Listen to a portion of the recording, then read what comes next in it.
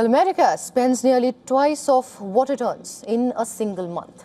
The latest US Treasury released its May monthly statement, with the numbers showing a stark deficit figures. Washington took in $336 billion, while it spent $628 billion. The monthly deficit jumped to $293 billion in a single month. Well, May is typically a deficit-heavy month. April saw a $215 billion surplus driven by tax season. That surplus has now been erased. In the first 8 months of fiscal year 2026, the cumulative deficit stands at $1.25 trillion. Where did the $628 billion go? Social Security consumed $140 billion. Net interest payments on federal debt was $107 billion, nearly as large as Medicare at $87 billion.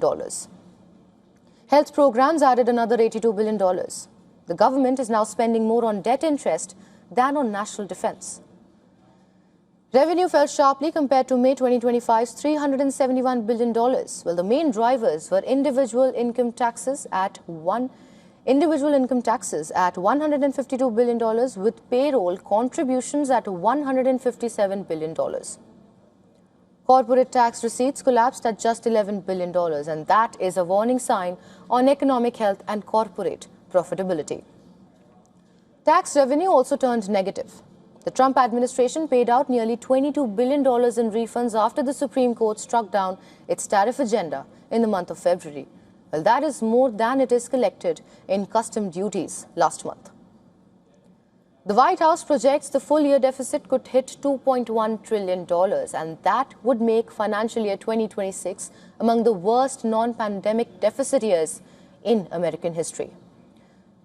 The Reconciliation Act, passed in 2025, has already triggered larger corporate tax deductions, squeezing revenue further. Those figures suggest America is borrowing $5 billion every day. Social Security and Medicare are structurally uncapped.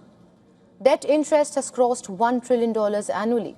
No credible path to balance exists without either a major tax overhaul or deep entitlement reform. Neither is on the congressional agenda right now. The deficit math is brutal.